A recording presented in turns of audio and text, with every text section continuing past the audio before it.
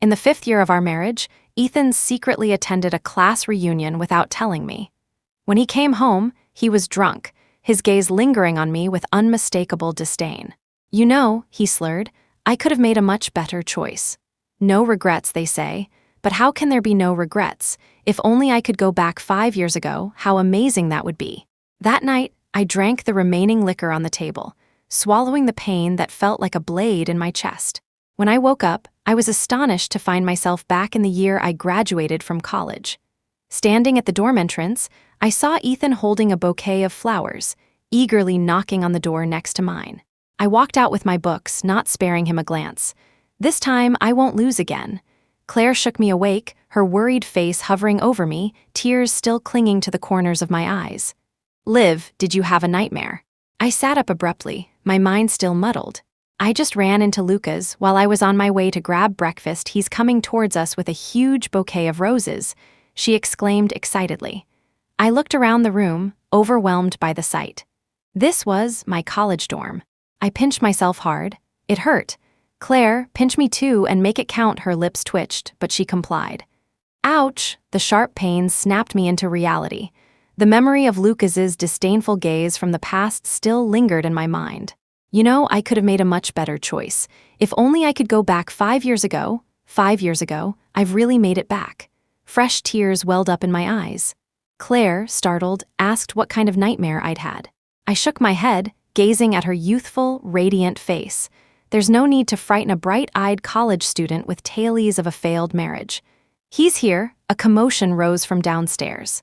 Claire grabbed my arm, her excitement palpable. "Lucas must be coming to confess to you." I glanced at the calendar. Yes, in my previous life, this was the day of our anniversary. Lucas and I had met through the campus film club. We bonded quickly over our shared love of movies and novels. He was the star of the school, a talented singer, dancer, playwright, and event host. Whenever we sat on the field discussing movies, flocks of cute girls would approach him, asking for his number. He'd always smile and wave them off, claiming he'd forgotten his phone. I sat silently nearby, inching away discreetly. "I like girls who can watch the sunset with me," he once said out of the blue, his voice so soft I barely heard it. Blushing, I fled the scene, my heart pounding as the evening sky blazed with color. Later, he posted an anonymous note on the campus confession wall. Every detail in it matched me perfectly. He ended by saying he planned to confess today. As I stepped outside, the noise grew louder. Soon, his familiar figure appeared around the corner. "It's Lucas. Lucas really is here. Look at all those roses. Is he heading to Olivia's dorm in 202? Who knows? Some say yes, some say no. Let's go see." I didn't move forward. Seconds later, our eyes met. Lucas's gaze flickered over me for a fleeting moment before he stopped at the next-door dorm. "It's not Olivia." Relieved, I walked away clutching my books. "Lucas, this time, I hope your choices bring you no regrets." Within days, news of Lucas's heartfelt confession to Stella spread across campus. A few gossip-loving classmates approached me, eager for details. "Liv, wasn't Lucas describing you in that confession post? What's going on with Stella?" "Yeah, I even heard Stella couldn't get Lucas to agree to a date not long ago." I pulled out a graduate exam prep sheet, waving them off. "It's all a misunderstanding. They're obviously well-suited for each other, and it has nothing to do with me. Lucas and I were just casual collaborators in the film club." Claire looked at me with sympathy, helping to steer them away. "Lucas, she didn't finish her sentence before someone called my name. "Olivia," I turned to see Stella. The room fell silent, and the crowd of onlookers couldn't help but cast curious glances our way. Why was Stella looking for me? To flaunt her victory? But Lucas had never explicitly stated there was anything special between us. At best, I was just a capable assistant in the same club. "Can I help you?" I asked. Stella was strikingly beautiful, with a bold fashion sense that turned heads wherever she went. "Lucas is swamped with work in the club today. Why didn't you show up to help? Can't you take some responsibility?" she demanded. Her sharp tone instantly erased any admiration I might have felt for her moments earlier. "First, you're not part of the club, so I don't have to listen to your accusations. Second, I already informed the club leader 2 days ago that I was resigning. All my tasks have been handed over. So next time before you accuse someone, take a few minutes to think it through. Otherwise, you might end up making a fool of yourself. I looked at her, my tone calm. If I could, I wouldn't want to have anything to do with her. Since Lucas chose her, I'm happy to stay out of it. There's a saying that drunk words speak sober truths, and perhaps there's some merit to it. Lucas's occasional drunken remarks made me see clearly where I stood in his heart. That once pure love, as clear as water, had become tainted and murky in the daily grind of marriage. Did he ever think about the days when I shone brightly on the school stage, back when he started feeling disgusted by my changed figure? After marriage, we struggled with the absence of children, largely due to his health issues. "Liv, I really, really want us to have a child," he said one day, his voice filled with longing.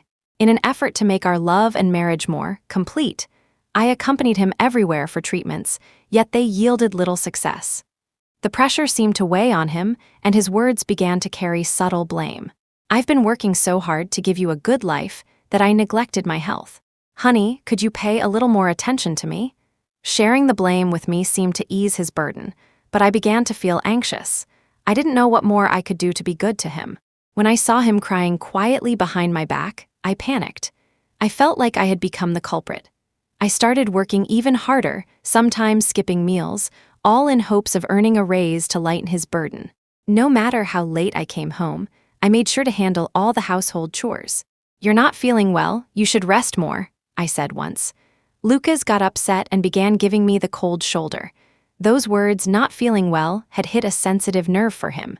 Realizing my mistake, I tried every possible way to apologize and make peace with him. But as hope dwindled, Lucas sank deeper into despair. Eventually, we turned to IVF. Lucas seemed revived, embracing the process fully and placing all the responsibility and pressure squarely on my shoulders. The countless times I comforted and cared for him, he never reciprocated.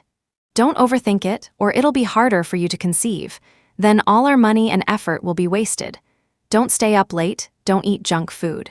How many times do I have to tell you? Your anxiety is because your idol finds something to do at home." An avalanche of negativity hit me. Severe anxiety, physical discomfort, a career put on hold.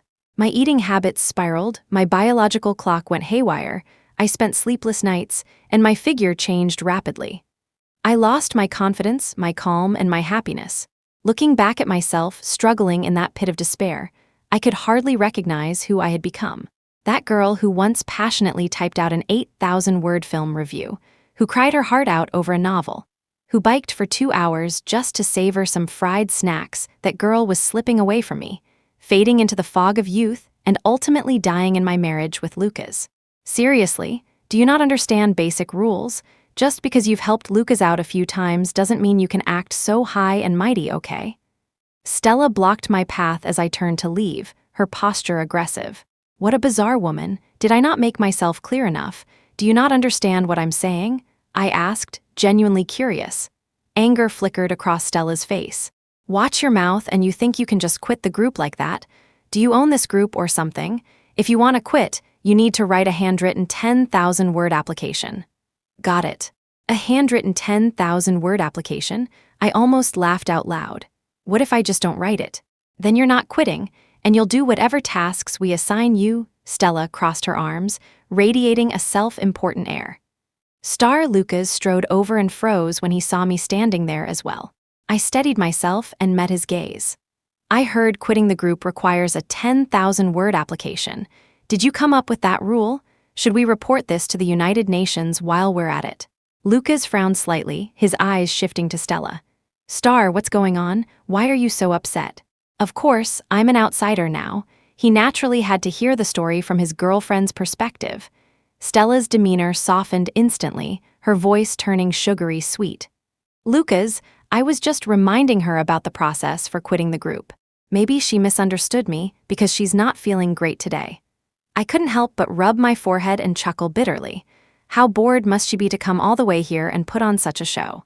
Lucas gently patted Stella's head, his expression indulgent, a classic picture of a man smitten in love. "My girlfriend is very innocent. Don't overthink it. If it's because of me that you're quitting the group," he trailed off, glancing cautiously at Stella. Stella pursed her lips. "I think you're better at overthinking than I am. I'm not quitting because of you. I simply don't have the bandwidth for it anymore." I cut Lucas off before he could finish. Do men like him always have this sort of self-centered mindset, thinking every word and action of others revolves around them? Lucas's face stiffened, his lips curling into a faintly mocking smile. Clearly, he didn't believe what I said. Lucas, do you need to handwrite a 10,000-word application to quit the club? Stella hinted at him from the side. There used to be such a rule. Lucas's tone was vague. I shrugged. Oh, I'm not writing it. Looks like this club doesn't lack bureaucracy. If you need me to submit that, please have the advisor and the dean contact me directly. With my sharp retort, Lucas's expression grew even more uncomfortable. Back when we were together, I had never spoken to him in such a harsh tone. He used to say he loved my gentleness, my understanding, and the way I could always heal him at the right moments. Those compliments had once made me euphoric, never suspecting that years later, I'd become his biggest regret. Returning to square one, he decisively chose Stella this time. I knew why. At the 5th-year reunion after our wedding, Lucas went alone, not even telling me. I figured he was probably afraid I'd embarrass him with my bloated figure, weary face, and unemployed status. My college roommate Claire also attended. Seeing I wasn't there, she kept updating me on the event. Remember Stella? She used to chase your husband back in college. She's even more stunning now, dressed head to toe in luxury. She said she's working in social media and making good money. Your husband, of all places, decided to sit right next to her. They were chatting away, though it seemed Stella wasn't all that interested. He, however, was shamelessly trying to win her over. I stared at the messages and photos Claire sent me. In the pictures, Stella was radiant, leaning close to Lucas's ear, whispering something I couldn't make out. Later, someone apparently egged them on, and Lucas and Stella ended up sharing a toast. Lucas, dare to drink? Won't your wife punish you by making you kneel on a washboard when you get home? Lucas's gaze was glued to Stella. Getting to toast with Star is worth kneeling all night, he quipped cheerfully, playfully. I hadn't seen him that lighthearted in ages. Turns out, he only felt burdened and miserable in my presence. He'd even started coming up with excuses to sleep in the guest room. Was it me who dragged him into a life of poverty and struggle? Was I the reason his health deteriorated? I stood in front of the mirror, lifting my shirt to reveal countless injection marks on my skin, laughing and crying at the same time. In this lifetime, I would never tie my life choices to any man. My future would be solely in my own hands. The ordeal with quitting the club finally came to an end.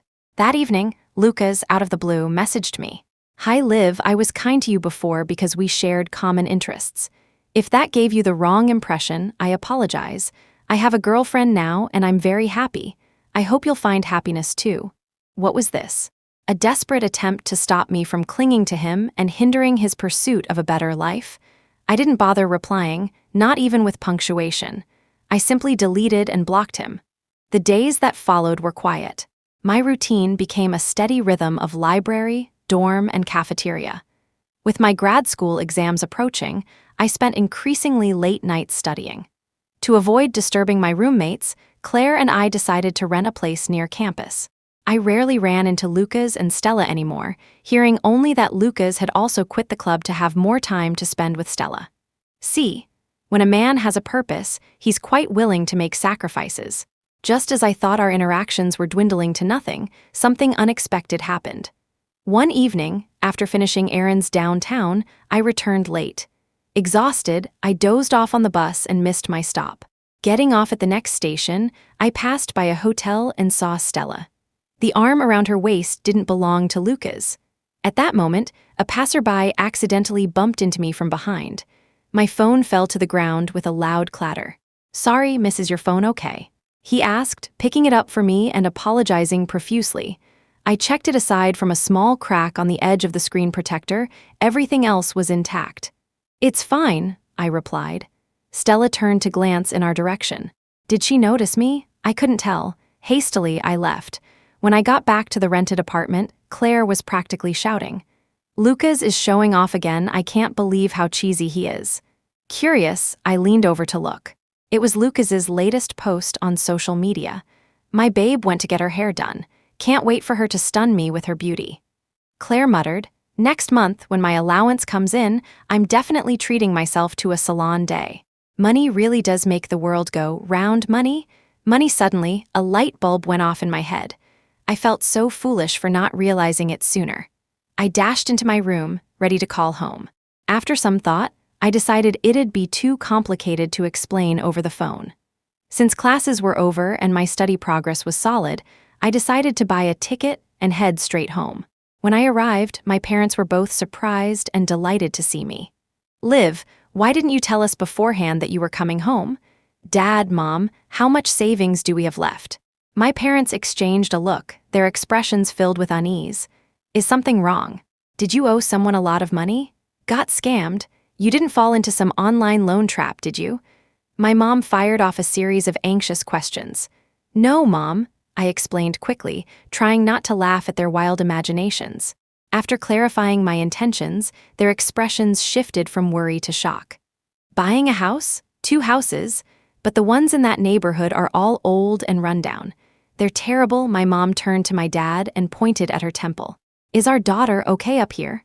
"Liv, if you really can't handle the pressure, just let it go. Don't stress yourself out too much." I sighed internally. I understood their reaction. Suddenly bringing up this kind of idea was indeed baffling. But I couldn't let go of this once-in-a-lifetime opportunity to make money. I could only recall limited details about the lucrative information from 5 years into the future. If only I had a clairvoyant memory and could jot down some winning lottery numbers. "Dad, Mom, you have to trust me on this." I overheard a classmate talking about it while I was studying in the library. "That neighborhood is going to be rezoned into prime school district housing, and its value will quadruple. Her family has connections, if you know what I mean." After a long night of convincing, paired with their understanding of my character and history, they reluctantly agreed to trust me. The paperwork was processed quickly, and my parents emptied almost all of their savings for the down payments on 3 houses. "Mom, maybe we could borrow a bit more money, or even sell our current place." I hadn't finished my sentence when my parents cut me off. "Liv, leave us a safety net, please. We've already put almost everything we have on the line." I didn't get a wink of sleep last night. They refused to take such a gamble, no matter how much I insisted. I didn't push further and returned to school with a clear conscience. "Olivia, we need to talk." Lucas blocked my path. He seemed a bit unsettled. "There's nothing for us to talk about," I said, tossing the words over my shoulder as I tried to walk away. Lucas quickly spoke up. "Stella's been acting cold and distant with me lately. I don't know what I did wrong. She even changed her profile picture and her phone's lock screen password." I raised an eyebrow in confusion. "And you're the only female friend I have. You're thoughtful and perceptive. So I thought maybe you'd understand why Stella is behaving this way as a woman." At that moment, I honestly wondered if Lucas had lost his mind. Why did he think I'd still want to be his confidant and personal therapist? Wasn't he the one who used to scoff at my analyses? 3 years into our marriage, I accidentally stumbled upon a social media post. It was from one of his classmates and colleagues. A cozy photo of her and my husband, arm in arm, adorned with heart-shaped effects. Oh, and it happened to be Valentine's Day. All these coincidences were hard to ignore. Lucas rubbed his temples, looking impatient. "She's just a kid, and she sees me as a mentor, that's all. She probably just posted it for fun. I hardly talk to her anyway. If you don't believe me, you can go through my phone, okay?" "Sweetheart, you're overthinking this. You're letting your suspicions get the better of you." Already anxious and sensitive, his words kept me awake for nights. When I snapped back to reality, I stared at him steadily. "Well, clearly you're not treating her well enough. She must feel insecure," I said flatly. Lucas's face clouded with a hint of sorrow. "But now, I'm the one feeling insecure. You used to never treat me like this." I smirked inwardly. Some men just can't resist the allure of the unknown. They want it all without a shred of shame. Masters of feigned sincerity. "Olivia, thank you. You're still so understanding. Let me take you out for lunch?" I cut him off. "No thanks. Eating with you might ruin my appetite." After that, Lucas clung to Stella even tighter. Rumor had it they were planning to get married as soon as they graduated. The word marriage sent a shiver down my spine. The day before my graduate exams, I packed early to go home and relax. "Excuse me?" I looked up. It was a male classmate wearing glasses. His slightly messy hair framed a pair of starry, clear eyes, bright but not icy. He was handsome, sure, but I didn't recognize him. "Hi, I'm Ethan. I've been sitting diagonally across from you. Maybe you haven't noticed. Most of the books you've been reading are the same ones I've been studying. Coincidence, right? Wishing us both success. Also, I hope you don't mind me asking, but could I add you on social media?" I thanked him politely and shook my head. That new year turned out to be one of the happiest of my life. The houses we bought were predictably rezoned. Our previously strained financial situation suddenly skyrocketed. Claire, after much convincing from me, also persuaded her family to buy a property in the neighborhood. When the new policy was announced, her parents were so thrilled they sent me a care package full of local specialties. This year, with my parents by my side and a new house to live in, everything feels different. I no longer have to fret over Ethan's picky tastes, spending 3 exhausting hours cooking a table full of dishes. I don't have to wear rubber gloves to scrub an endless pile of pots and pans. I no longer have to swallow a mountain of pills and foul-smelling herbal remedies just to have a child. Nor do I have to lie on a cold hospital bed, enduring the pain of hundreds of injections. Before I got married, I had no idea how many tedious chores and trivial frustrations could fill a household. In the kitchen, my dad was sitting on a little stool, washing vegetables. "Olivia, peel me a garlic clove." "Sure thing." "Olivia, wash the green onions." "Got it." "Olivia, hand me the rock sugar." Right away. Watching them each happily busy with their tasks brought me an unprecedented sense of peace. Liv, the exam results are out. After the graduate school entrance exam, Claire and I both got into the schools we had aimed for. I had transformed into the class's dark horse academic star. "Congratulations," said Lucas, appearing yet again despite my efforts to avoid him. He even brought my favorite sea salt cake. Every time we argued back when we were together, all it took was a small cake and I'd forgive him. "I didn't expect you to be so brilliant, really impressive. But just so you know, the job market's looking tough. Even for graduate students, finding a job might be harder than you think. Just some friendly advice: you might want to consider live streaming or building a social media presence." His gaze was gentle, and he lowered his voice. "But don't tell anyone else, competition is fierce." I genuinely couldn't understand it. Why, after choosing to give me up, did he always act this way? Was it pity? Did he think I was some tragic figure because he didn't choose me? "Lucas, from now on.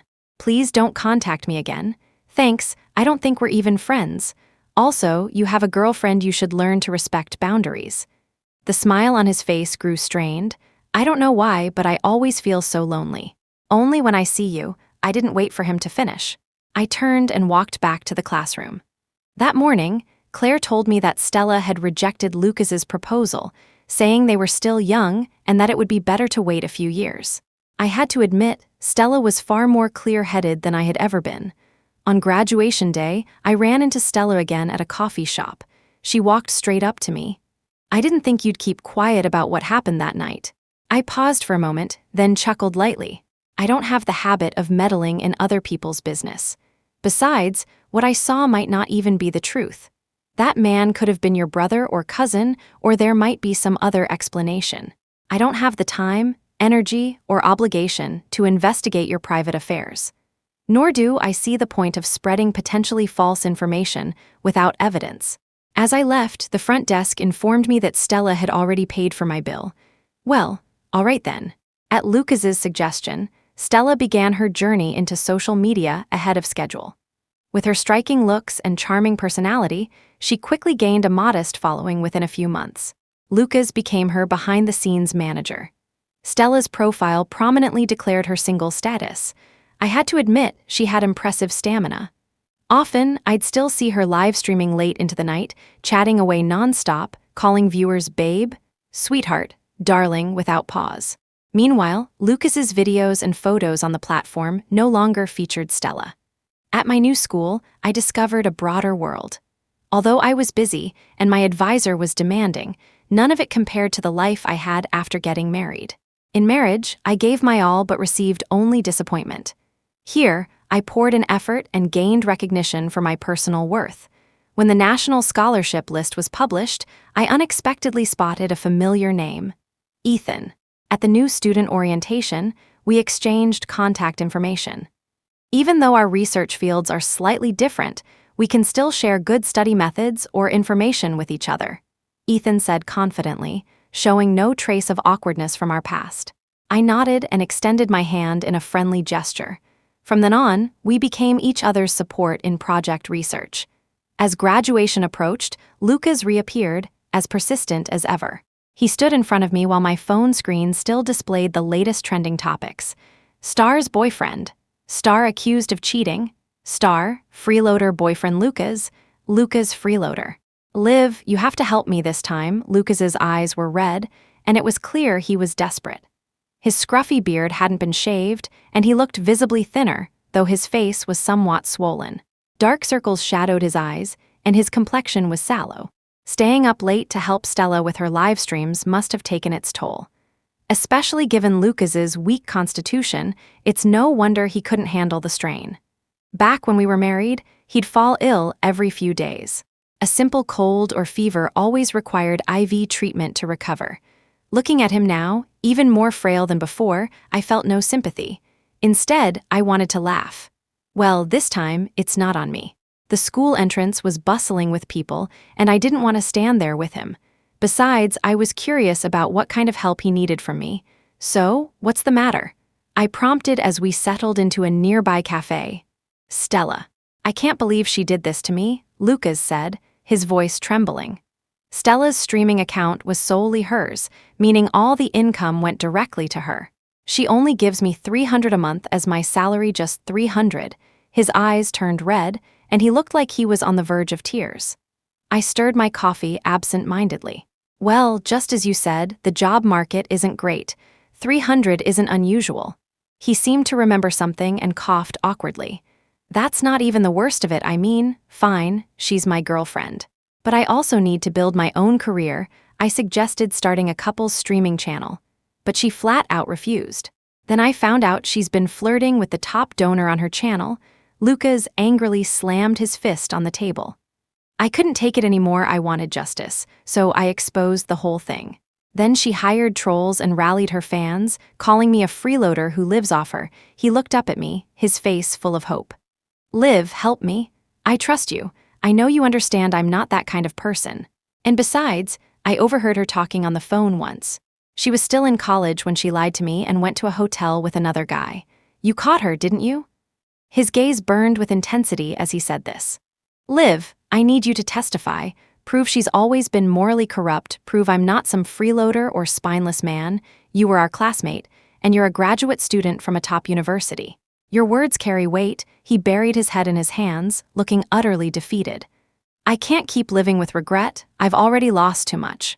I finished the last sip of my coffee and stood up. Thanks for the entertaining afternoon story. I've got things to do, so I'll be heading out now. Lucas blinked in disbelief, then frantically reached out to grab my hand.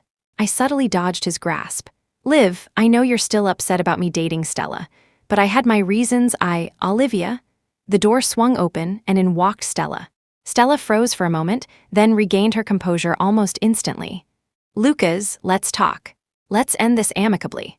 Otherwise, you'll be the one losing out. I never realized how much of a gossip I could be. Who would have thought that the same person who used to mock Claire for loving drama would now be lingering at the neighboring table, tidying up my things while eavesdropping like I was in a lecture? Stella's solution was straightforward. She'd pay Lucas his due wages based on market rates, and they'd break up peacefully, deleting all videos related to each other. What gives you the right? Just because you're gaining a little fame and making money now, you think you can dump me? You know, I cough. Lucas grew so agitated that he started coughing violently. Stella wrinkled her nose and scooted back, covering it with her hand. What's wrong with you? Don't act like you've made some massive sacrifices. All you've done is stay up late. Haven't I been doing the same? I'm the one singing, dancing, and chatting with viewers, okay. If you're so unhappy and your health can't keep up, then quit and find another job. Lucas couldn't stand hearing, your health can't keep up, and his face turned an even darker shade of red. Stella, how can you be so shameless? You went to a hotel with another guy while we were in college, and now you're calling me a freeloader? How can someone like you exist? Stella seemed disgusted by the spit flying from his outburst and pulled out a compact to touch up her makeup. Back then, we barely even talked. I flirted with you a little, and you immediately confessed to me. You were only interested in my looks, weren't you? Since that's the case, why do you even care about the rest? Does it affect your experience? My face and body haven't changed. We're adults now. This relationship started without much seriousness, so why take it so seriously now? And besides, it was late that night. We just rented a room to play cards. Is that illegal? Lucas was dumbfounded by her explanation. Stella rolled her eyes. And another thing, look at your entire outfit. It's all designer brands, that jacket, shoes, watch, phone. Didn't I buy all of it for you? Could you afford it yourself? You call yourself upset about being labeled a freeloader, but honestly, some guys are all talk, hardly anything else. Strangely, my hand itched. I had the urge to applaud. Lucas left, stumbling as he walked. As he passed my table, he muttered a soft thank you. Suddenly, I felt a little lost. I didn't even do anything. Why was he thanking me? Enjoy the show? Stella's tone was as cocky as ever. Consider us even for letting you watch for free. She walked to the counter, ready to scan her phone to pay, only to be stopped by the cashier. The lady before you already took care of your bill. I picked up my purse and gave her a quick smile. Now we're even. Lucas eventually calmed down, seemingly realizing he was at a disadvantage. He deleted the video and left Stella's live stream for good. Not long after, he started his own account, attempting to create content as an influencer. Thanks to his looks, he managed to gain some followers initially, but his videos lacked polish and his progress was slow. As a result, he was far from being able to monetize his platform. That year, I graduated. To my surprise, I received an offer for an internship at a major corporation and was invited to participate in the filming of a workplace reality show. Ethan was also among the invitees. Being in the spotlight for the first time, I constantly reminded myself to be cautious with my words and actions.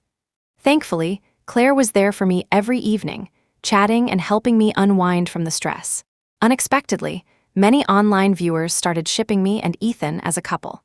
Our social media accounts experienced a surge in followers.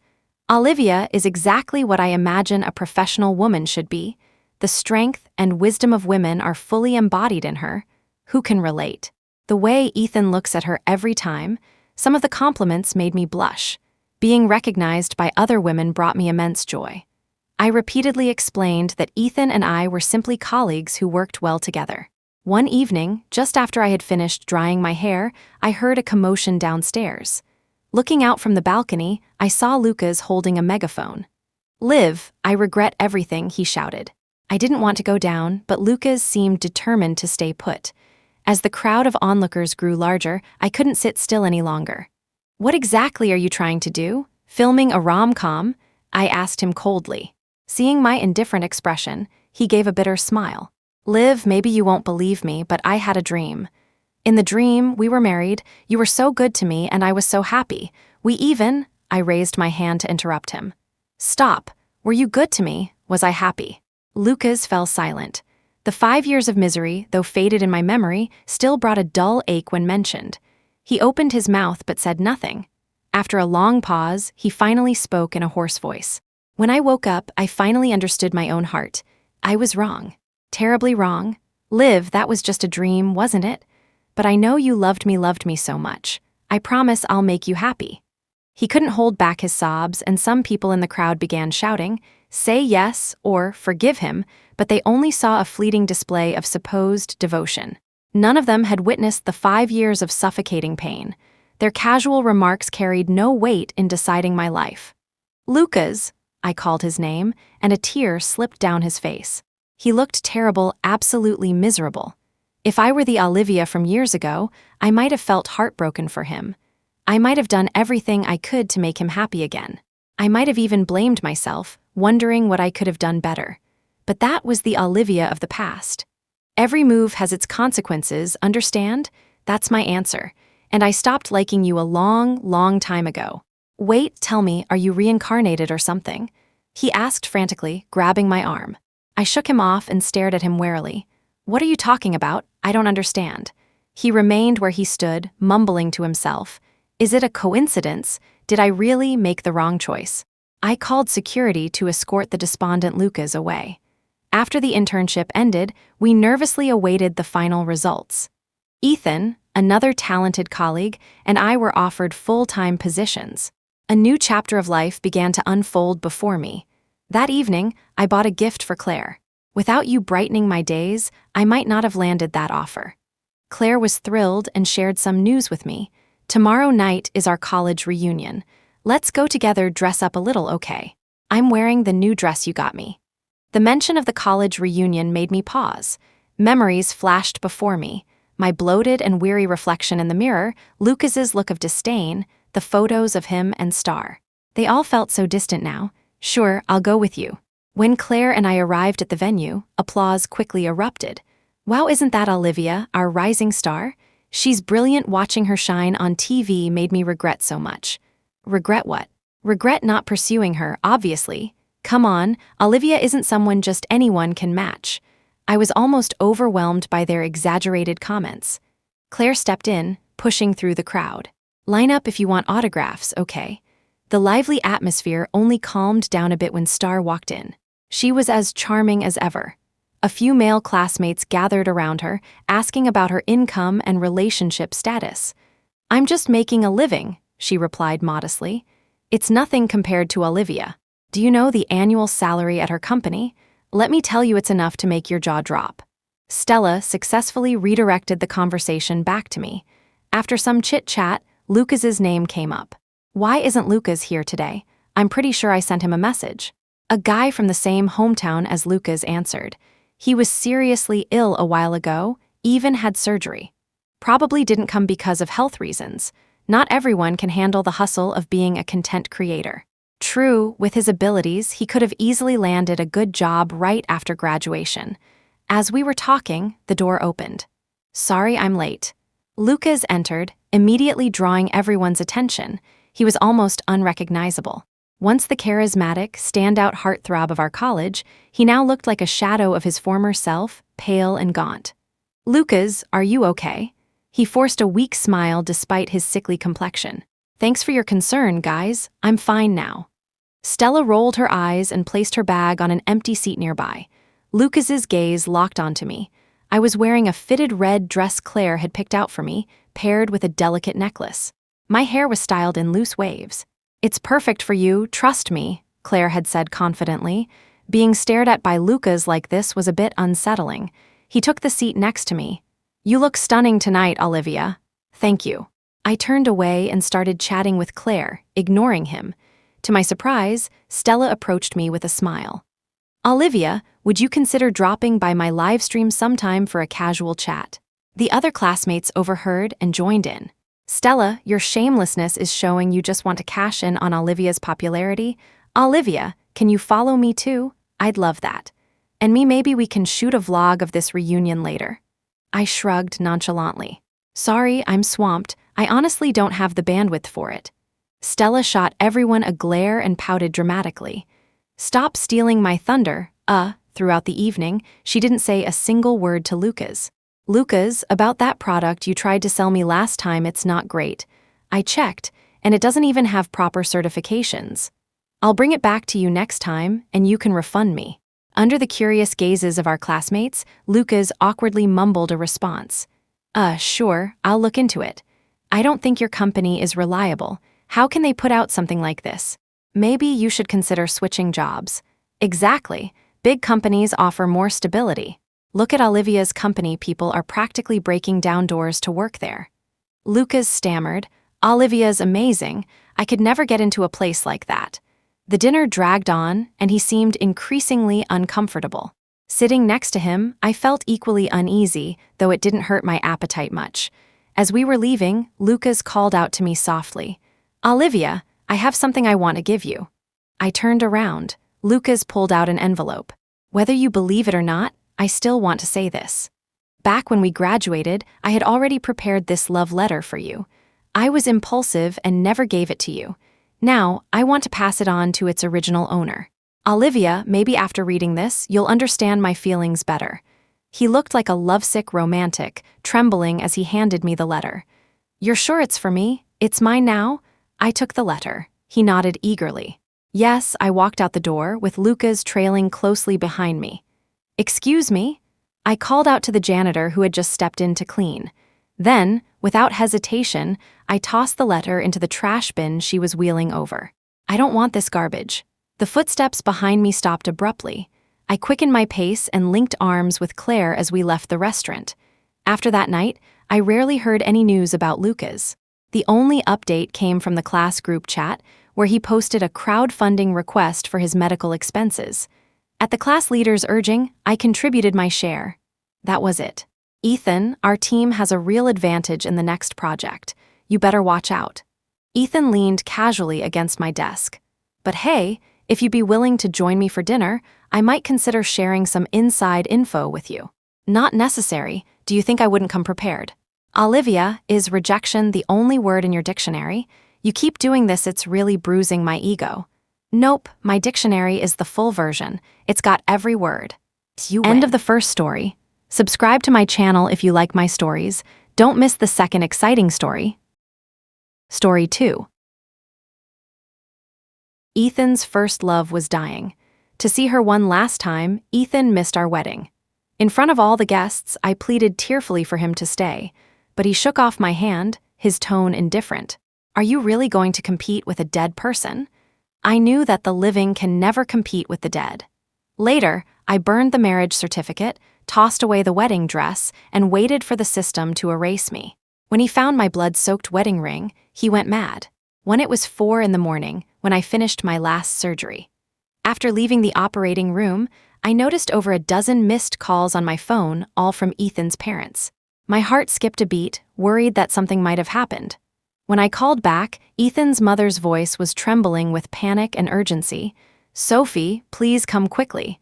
Ethan was in a car accident. My heart stopped for a moment, and then I hurriedly asked which hospital he was at and rushed over.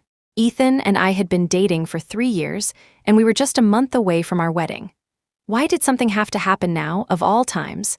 My mind was a tangled mess, like thousands of ants crawling around. When I arrived at the hospital, Ethan was just being wheeled out of the emergency room. The doctor followed and said, "Thankfully, someone shielded him. He only has a mild concussion and a few scrapes." I quickly thanked the doctor and noticed another young woman lying inside, her injuries much worse than his. Once Ethan was transferred to a regular ward, he still hadn't regained consciousness.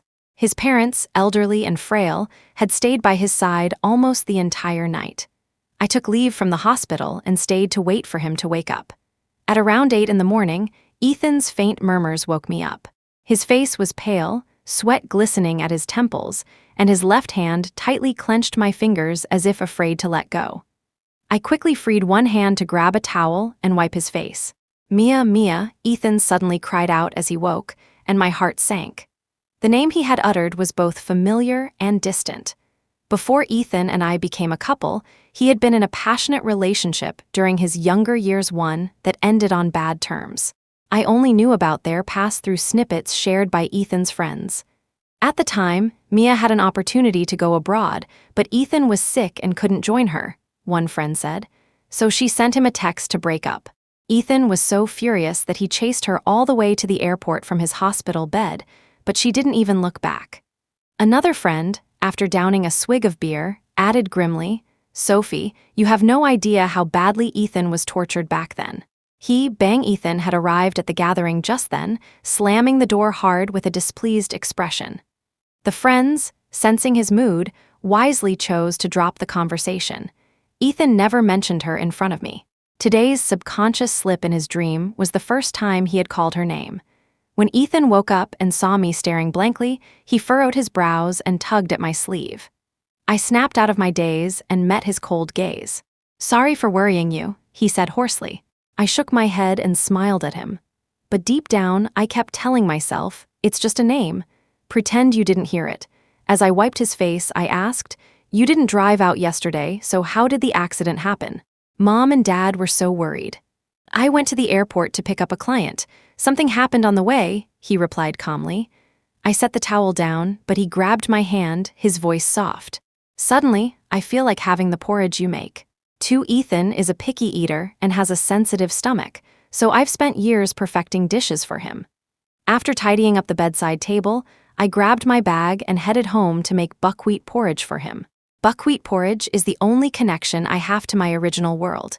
When I was little, I was born blind in one eye. My birth parents abandoned me at a train station. An elderly woman, scavenging for scraps near the station, took pity on me and brought me home. I called her Grace and lived with her as my only family. We were extremely poor, and I was often sick. When we couldn't afford food, we would pick up discarded buckwheat, mix it with rice to make porridge, and stretch our meals for a few more days. As I grew older, my other eye started to fail as well, and Grace's back became increasingly hunched from the burdens of life. After Grace would finish scavenging for scraps and collapse beside me in exhaustion, I would lie awake at night, my head throbbing from nerve pain. Every night, I would wonder what would become of us. I feared becoming completely blind and unable to help Grace. I feared we wouldn't survive. Then one day, a system appeared in my aching mind. It transported me to this world and to Ethan. The system promised that if Ethan agreed to marry me, my task would be complete. It would give me a new pair of eyes, and I agreed without hesitation. In this world, I had no family and grew up in an orphanage. During a funding event at the orphanage, I saw Ethan standing beside his mother for the first time. The system told me that he was my target. Unlike his gentle and loving mother, Ethan always had a calm demeanor, bordering on indifference. Yet, when he interacted with the younger orphans, his gestures revealed a kind and compassionate side. It was the first time I saw two such contrasting traits coexist in one person. Later, I worked hard in my studies and completed college thanks to their financial support. After graduating, I became an ophthalmologist and, by a twist of fate, performed surgery on his mother, Sophia. The operation was a success, and she learned about my background, feeling both pleasantly surprised and deeply touched. Through Sophia's progressive and caring mediation, Ethan and I met, fell in love, and eventually started discussing marriage. Everything unfolded smoothly, like a gentle stream flowing toward my desired destination. However, at that time, I wasn't aware of the tangled emotions and history between Ethan and Mia, nor did I realize I had truly fallen for him. When I returned to the hospital with the porridge I had prepared, I found a girl in the room. Her face was bright, her lips were rosy, and despite wearing a hospital gown, there was hardly any trace of pallor or illness about her except for the bandaged elbow. Ethan was sitting against the wall, deliberately avoiding her and staring absent-mindedly out of the window. It wasn't until I walked in that his gaze suddenly locked onto me. Feeling awkward, I stepped inside. As I passed the girl, she simply nodded and smiled at me without offering any introduction. My schedule reminded me that I needed to pick up the custom-made wedding rings. I set the porridge down and told Ethan to drink it before leaving in a hurry. As I departed, I noticed the girl smiling at me again, her expression carrying a hint of provocation and mischief. The wedding ring was platinum, with the initials of Ethan and me engraved on the inner band. Looking at the ring, a wave of complicated emotions surged in my heart. The journey back to the hospital was smooth, and I returned earlier than expected only to find the girl holding a bowl of porridge, while Ethan sat quietly beside her, watching her. The girl, quick to notice me, smiled brightly and said, "Your cooking is amazing. This porridge is delicious." I froze for a moment, and she hurriedly added, "Don't blame Ethan. I was just starving and begged him to let me try a bite." She didn't put the bowl down. It was the same bowl Ethan had used. Ethan was a stickler for cleanliness, always insisting on using separate utensils at home. Today, I had specifically brought this set for him. Ethan's expression became uneasy as he reached out to retrieve the porridge. The girl feigned displeasure and said teasingly, "Ethan, you're so stingy your fiancé didn't say anything about it." She called him Ethan with such casual ease, her tone carrying subtle hints of intimacy disguised as playful reproach. I walked up to Ethan, forced a smile, and asked her, "Do you two know each other?" The girl didn't respond but glanced slyly at Ethan, saying, "Aren't you going to introduce me?" Ethan sighed reluctantly and said, "A client from work." The girl let out a cold chuckle, lowered her gaze, and then noticed the pair of wedding rings in my hand. Raising an eyebrow, she asked, "Getting married? What's the date?" Can I get some wedding candy? I remained silent, and Ethan, leaning against the bed, didn't respond either. The girl, seeing no reaction from either of us, smiled sweetly and said in a coquettish tone, "Don't worry, I'll bring a wedding gift." Once again, the room fell into silence, and I finally spoke up. September 20th. You're welcome to join. I opened my bag, intending to hand her an invitation, but Ethan stopped me. That won't be necessary, he said, his face darkening as he took the invitation away. A nurse called me over to collect Ethan's test results. When I returned, I overheard the girl and Ethan arguing loudly in the room. "Ethan, are you really going to marry her? She performs surgeries every day with her hands covered in blood, and she even makes you porridge. Don't you find it disgusting?" Suddenly, I heard the sound of a porcelain bowl shattering. Throughout the argument, Ethan didn't say a single word to defend me. I stood outside the door, my heart aching as though it were bleeding. He had once said that being a doctor was a noble profession, saving lives and healing the sick. When sparks from a fire had almost burned my hand, he shielded me, leaving scars on his own hand that remain to this day. I collapsed onto the metal bench outside the hospital room, my back cold and trembling. Muttering to myself, I asked the system about the girl's identity. "She's Mia.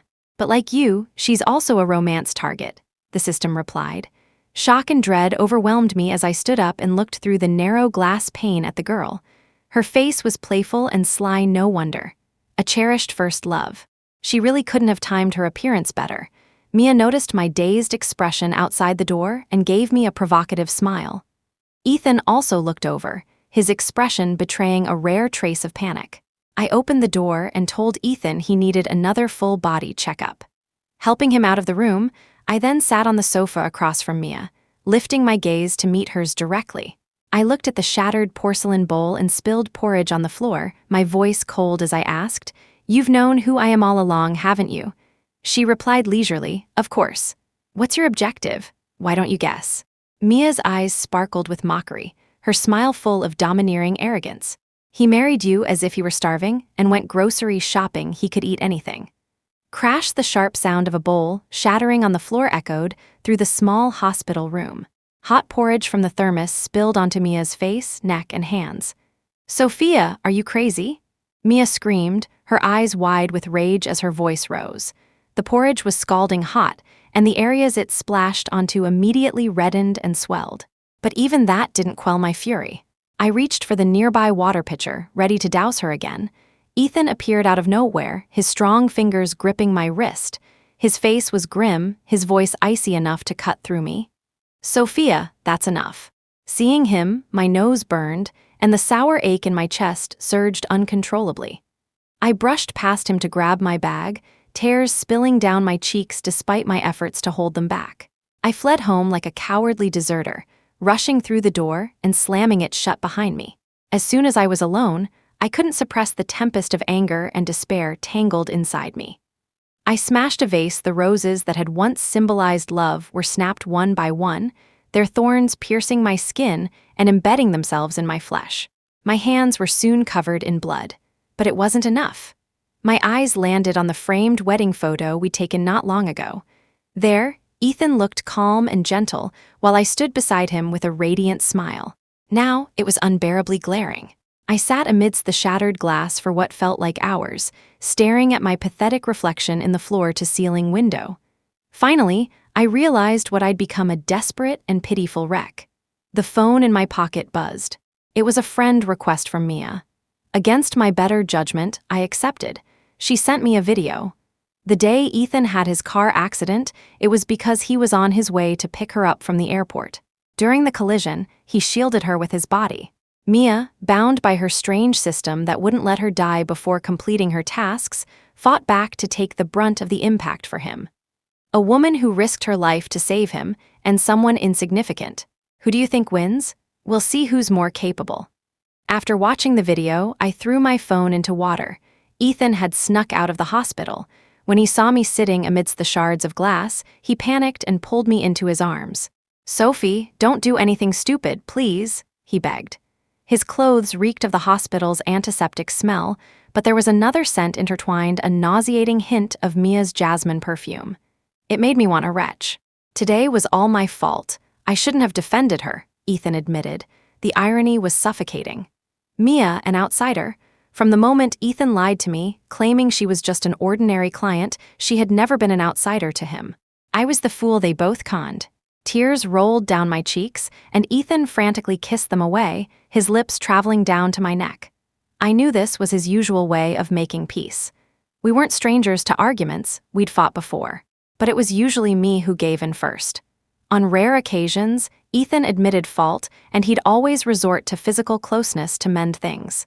By the next day, he'd pretend nothing happened, and we'd be back to normal. But now, all I felt was disgust. I realized my love for Ethan was fading, like the sun sinking below the horizon slowly and inevitably. "Host, are you abandoning the mission?" "No," I whispered silently to myself, shaking my head. "Grace is still waiting for me. I need to get better." Ethan only sustained minor injuries and was discharged soon after. On the day he left the hospital, we walked out hand in hand. Mia's face turned pale, her eyes glaring daggers at me. On our wedding day, the guests were abundant. Ethan had never been one for grand gestures and wanted a simple ceremony. But recently, he'd secretly sent invitations to my college friends and even invited the director and children from the orphanage where I grew up. I sat before the vanity mirror, listening to my college friends chatter about his efforts. My feelings were a tangled mess. I had no parents, so the orphanage director walked me down the aisle to Ethan. He held my hand as we slowly made our way across the long runway, all the lights converging on us. "I know you've always been someone who refuses to lose. In life, in school, in work you're always striving," Ethan murmured in my ear, his voice low and steady.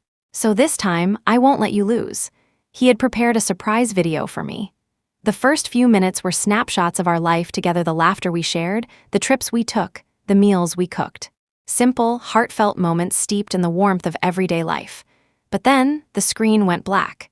A new image appeared, Mia, defeated and bloodied, her body covered in gruesome scars. "During those years abroad, I couldn't stop thinking about you. As soon as I graduated, I came back to see you. I know it's hard for you to forgive me for leaving back then, but Ethan, I'm dying. I just wanted to see you one last time." The guests whispered among themselves. Ethan's mother, seated in the front row, glared at the screen and demanded someone turn it off. The person who had been holding my hand so tenderly just moments ago suddenly faltered, his grip slackening. Panic flickered in his eyes. I clenched his hand tightly in response. The flower girl approached with the rings we were to exchange. The platinum wedding bands were engraved with our names, symbolizing unwavering love. When I slipped his ring on, even his fingertips trembled. But when it was his turn, he froze where he stood. "Ethan, hurry up and put it on me," I said, standing across from him, holding back the tears threatening to fall. Moments later, he completely let go of my hand, lowered his head, and said softly, "I'm sorry, Sophie. I can't marry you today. Maybe someday, okay? I promise." Foolish words. Who postpones a wedding casually? "You just don't want to marry me." As he descended the steps, I grabbed his sleeve, choking back sobs as I begged him to stay. Ethan shook off my hand, his tone returning to its usual indifference. "Are you really going to compete with a dead person?" And then, he walked away. Mrs. Carter tried to have someone stop him, but he walked faster and faster until he disappeared into the hall. I stood alone under the blinding lights and slid the ring he had left behind onto my own finger. The guests he had invited, who had wished us a lifetime of happiness, just that morning, were now staring at me in silence. I had never dared to dream of a lifetime. I only wanted his certainty in this fleeting moment. Today, I lost. And I lost completely. Mission failed. In 1 month, the system will initiate termination procedures. The cold, mechanical voice echoed in my ears, its simple words sealing my fate. That day, dressed in my wedding gown, I stood under the gaze of the crowd. I wasn't sure how long I held myself together, resisting the humiliation and heartbreak that threatened to make me collapse. Eventually, I stumbled out of the hall, wandering aimlessly through the streets on my own. It started raining heavily, and I fell into the muddy ground. On my way back in a taxi, I came across the scene of a car accident. The crowd had gathered so tightly that not even a drop of water could seep through. I got out of the taxi and pushed my way into the crowd, finding the injured person bleeding profusely. Quickly, I tore some fabric and pressed down on the ruptured artery. Just then, other colleagues from the hospital arrived, and by sheer coincidence, I ended up in the ambulance with them. I stayed with the elderly man until he was wheeled into the operating room. Getting up to wash my face, I ran into a colleague from my department. "Aren't you supposed to be getting married today? What happened to you?" I glanced at my reflection in the mirror, a disheveled bride. My gown was torn, smeared with mud and blood. I forced a smile but didn't answer, swallowing the bitterness in my throat. As she walked away, the tears I had been holding back finally poured out. I changed back into my work uniform and tossed the ruined wedding dress into the hospital's dumpster downstairs. 2 days later, I was assigned to a new patient, the elderly man from the car accident. Unfortunately, I couldn't save him. Unless a matching cornea donor could be found, there was no hope for recovery. When I broke the news to him, I felt both helpless and anxious, wondering how I could offer comfort. But his reaction surprised me. He was calm and optimistic. "It's okay. As long as I'm still alive, that's enough," he said. Even with bandages over his eyes, he smiled at me with a kindness that reminded me of Grace, my grandmother in my original world. "Miss, do you enjoy your work?" His unexpected question broke my train of thought. I adjusted my mask and nodded instinctively. He smiled contentedly and continued softly, "My granddaughter loves it too. But she went far, far away, and I haven't seen her in a long time." His voice trembled with suppressed grief. "Doctors save lives, but don't forget to save yourselves too. I hope you all can be happy," he said, patting my hand before drifting off to sleep. One tear escaped from my eye despite my best efforts to hold it back. "Host, why are you crying?" the system asked. "I miss Grace," I replied quietly. I regretted my greed. If I had known this sooner, I would have spent my remaining time cherishing Grace, rather than wasting it on unpredictable love and a futile mission. With only a month left, I wanted to leave cleanly. I wanted to use these eyes to see more, to do more. At home, I found the marriage certificate Ethan, and I had obtained the day before our car accident. I called him to tell him I wanted a divorce. On the other end of the line, he thought I was joking, his tone impatient.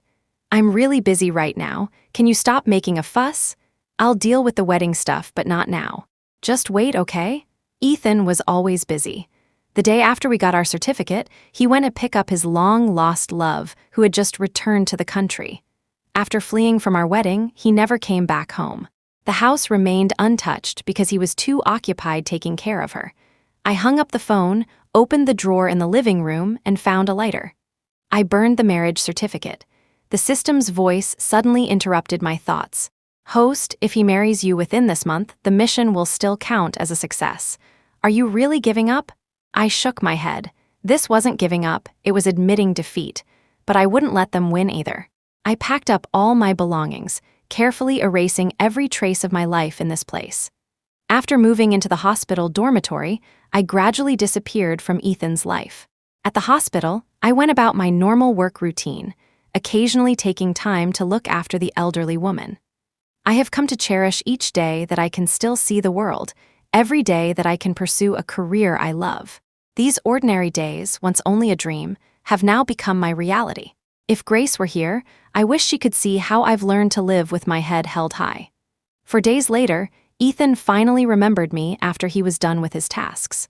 According to my colleagues, his car had been parked outside the building every day, waiting for me. Standing by the hospital's tall window, I looked down at him, feeling no emotional stirrings anymore. He often called and texted me, but I found it exhausting, so I simply changed my phone number. Later, his mother came to find me. She said Ethan wasn't doing well and hoped I would see him. Out of gratitude for her kindness toward me in the past, I reluctantly agreed. When I saw Ethan again, his apartment was filled with empty bottles of alcohol. He had lost weight, his usual elegance replaced by a haunted and desperate look. When he saw me, he wrapped his arms around my waist and wept. "Let's get married, okay? I haven't fulfilled my promises to you yet. Please don't leave me, okay?" Ethan, usually so cold and reserved, rarely displayed such overwhelming emotion. But seeing him like this now, I could only feel amused. The system says, if you agree to marry him now, the success rate of completing your mission will be quite high. The system urged me again, but I didn't want to win. This dull tug-of-war had to end here. This time, I wanted both of us to lose. I asked Ethan one last time, "If I marry you, what about Mia?" His eyes lit up with joy at the prospect of having me back. He grabbed my hand tightly and said, "I won't let her interfere with our life anymore. If I fail, I'll give you my life." I laughed out loud at that. Secretly, I turned off the recorder and sent the recording to Mia. "The wedding is set for the end of the month. I hope you'll come. I can spare a piece of wedding candy for you." Mia didn't reply, but Ethan's phone started ringing. I glanced at him as he chose not to answer. After a few more rings, he simply turned his phone off. The system asked me, "Will Mia come?" I smiled and silently replied, "Of course. She's as afraid of death as I am. If she doesn't come, she'll end up being erased just like me." Ethan took me to pick out a new wedding dress, wanting to plan a grand ceremony. I refused. A wedding is about two people. Something simple will suffice. When he heard that, his expression froze, the smile on his face stiffening. Once, when I was the girl who eagerly looked forward to marrying him, hearing those words would have broken my heart. Now, could he finally understand how I felt back then? Because the ceremony was simple, we had a little extra time. I asked him to take me around the surrounding areas so I could see the world one last time, imprinting every blade of grass and every tree into my memory. That way, after I die, I can secretly savor the memories. There was a time when I could only hear the world's bustle in my ears. Now that it's laid out so vividly before me, I feel an unexpected sense of attachment and gratitude. If only I could see Grace's face clearly. Before, with only one eye, all I saw was a blurry outline.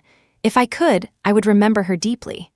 Ethan reached out to wipe my tears and asked softly, "Why are you crying?" I looked at the sun sinking below the horizon, its rays setting the river ablaze. "Because I'm moved." Ethan held me close, whispering dreams of a long and distant future in my ear. But I was destined to die tomorrow. When the moon rose, I returned to the hospital to visit the elderly woman. She, like me, had no family by her side. We chatted casually for a while. She gently touched my face and praised how much I resembled her granddaughter, saying I was beautiful. After putting her to sleep, I left her bedside a bundle containing all the savings I had accumulated over the years, along with an agreement to donate my corneas. "I'm leaving, Grace. Next time, I won't be coming back." On the wedding day, the makeup artist made me look stunning, but I could see the lifeless gray aura hanging over my face. Our wedding was outdoors, with just the two of us. Ethan stood on a platform meticulously decorated with flowers, his features calm and gentle. Today's sunlight was just as bright as the day I first met him. Back then, I wore patched-up clothes, introverted and shy, hiding in a corner. The kind yet distant boy walked up to me, took my hand, and brought me to his mother. "Mom, can we support her education? I've seen her homework. She's really good." From then on, my bank account would receive an extra deposit every month, always accompanied by a line of poetry.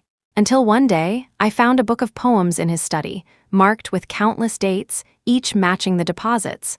What a day to meet such a good person. What a shame to see the scars of the present day. My wedding dress brushed against the soft grass as I lifted its hem and walked toward him step by step. Mia showed up as promised, her hand concealing a small Swiss knife.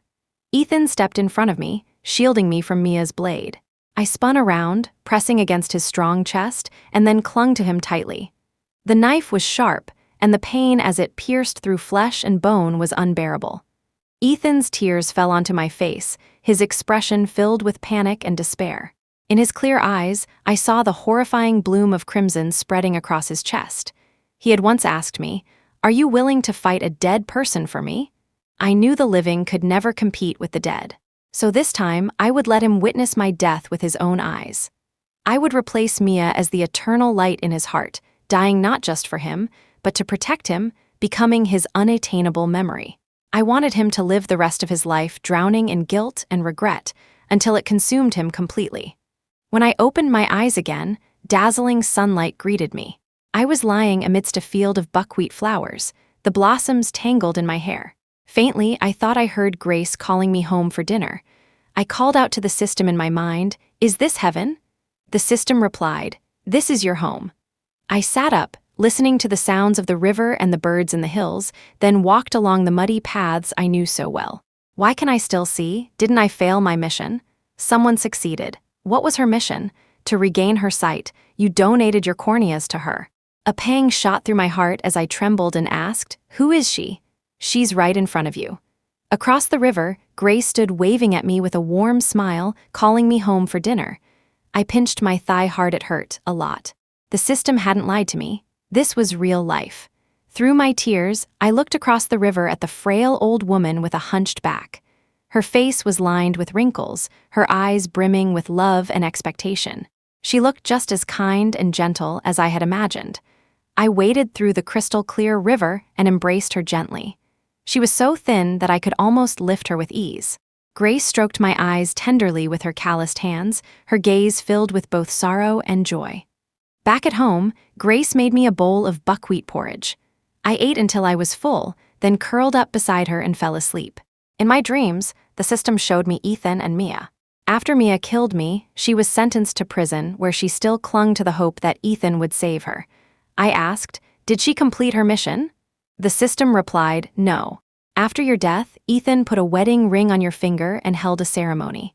I suppressed my shock and pressed on, but I was already dead. Exactly.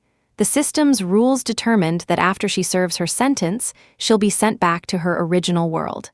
After my death, Ethan had cradled my lifeless body and completed the wedding ceremony.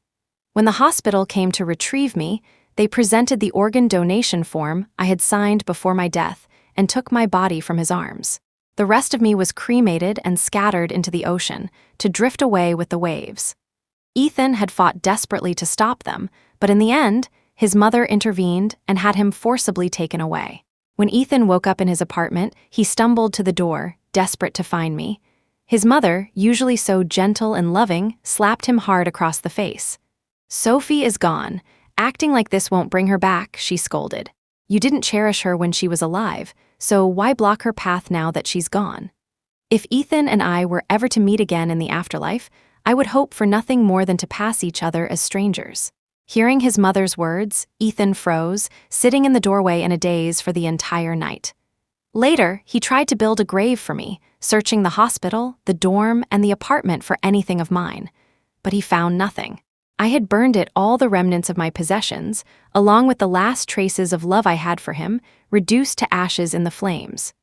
3 months later, the hospital sent Ethan a platinum ring, still stained with traces of blood. I looked down at my own finger, where the ring should have been, and sighed at how I had missed this detail. "Mr. Ethan," the hospital staff said, "this was recovered from Sophia's belongings. She had no family in this world, so we thought it best to give it to you."